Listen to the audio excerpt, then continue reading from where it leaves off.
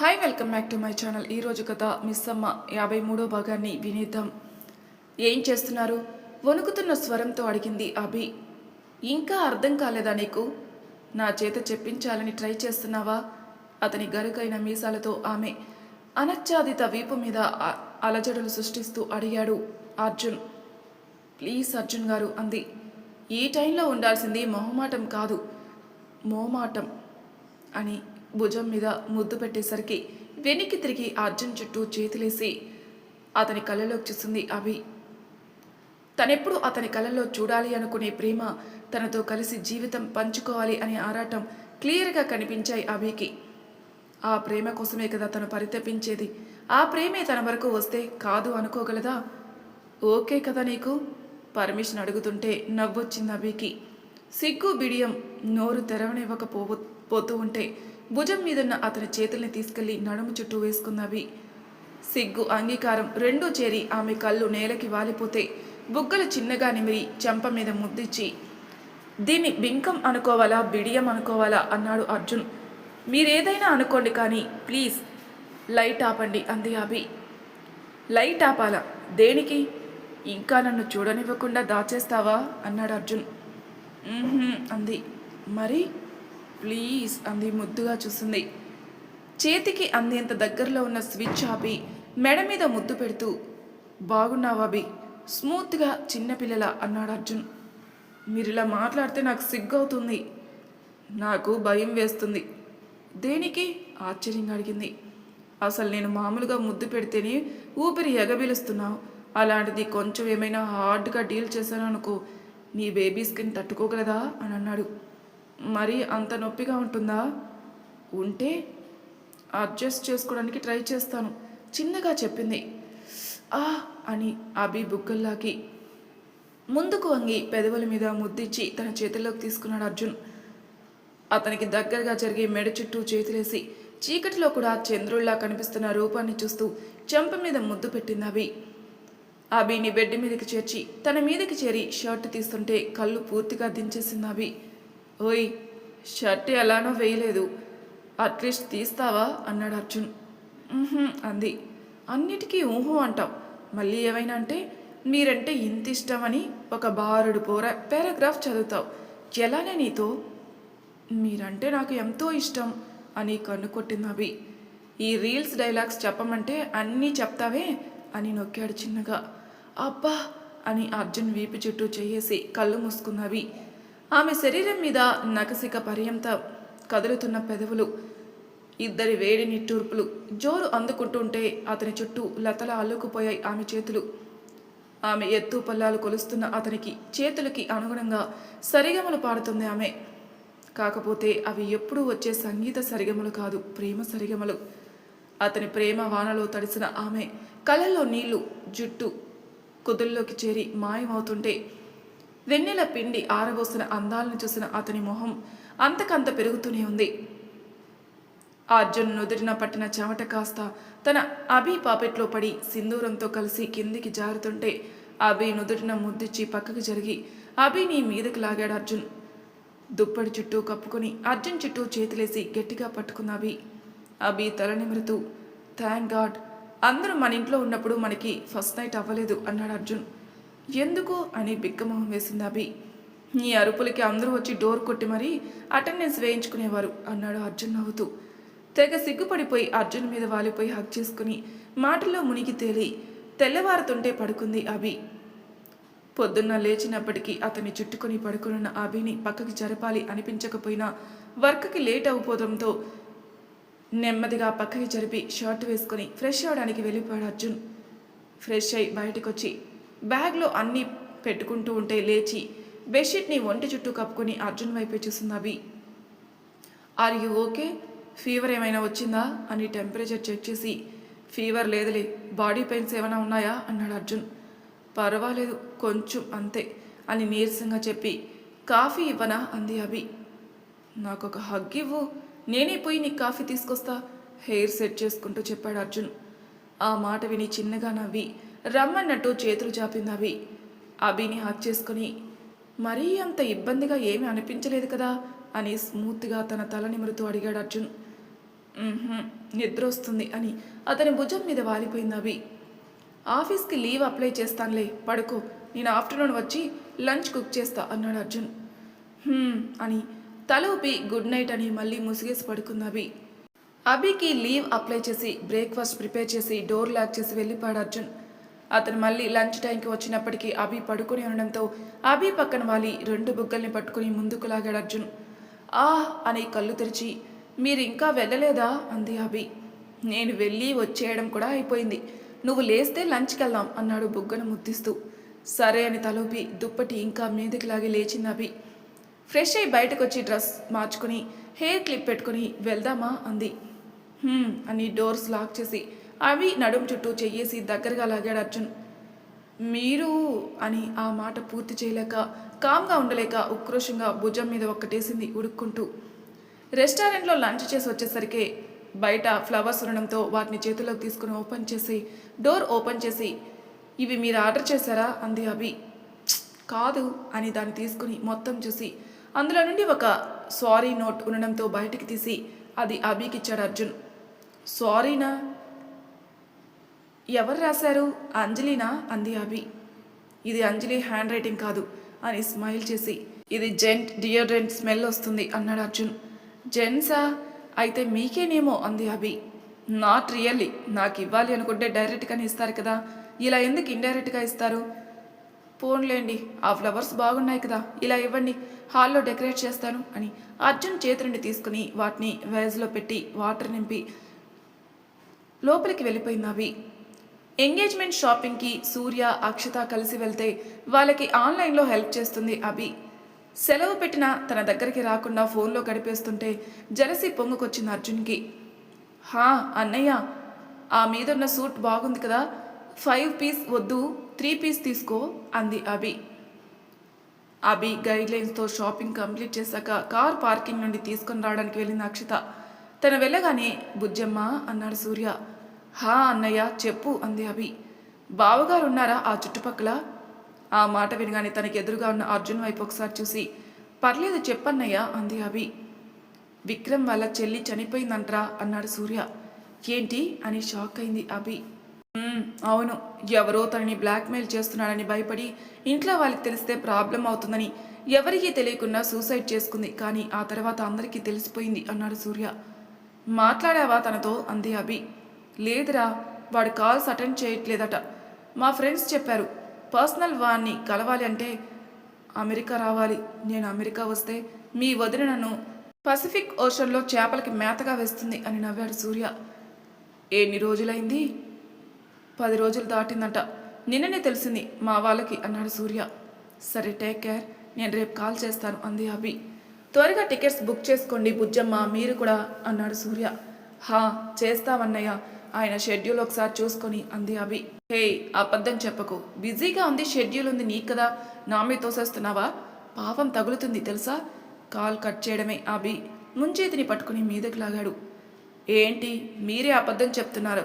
నాకు రీసెర్చ్ ఉంది, మీటింగ్ ఉందని చెప్పేది మీరు, మళ్ళీ ఇప్పుడు బాగా ఫ్లిప్ చేస్తున్నారా?" అంది అభి.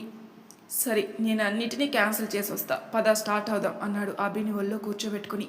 "ఇదిగో ఇదే చీటింగ్, మీరంటే సైంటిస్టులు, కావాల్సినంత ఫ్రీడమ్, మేము అలా కాదు, మా వర్క్ని కూడా మీరు కొంచెం దృష్టిలో పెట్టుకోవాలి అర్జున్ గారు" అంది అభి. "సో ఇప్పుడు చెప్పు, బిజీగా ఉంది ఎవరు?" "నేనే." "మరి నా ఇజ్జత్ పీకినందుకు నేను కూడా కాంపన్సేషన్ తీసుకోవాలి కదా" అన్నాడు అర్జున్. "మీరేం మాట్లాడుతున్నా నాకు అర్థమైంది, కానీ నాకు 1% కూడా ఓపిక కూడా లేదు, ఎందుకంటే నాకు ఆకలి అవుతుంది.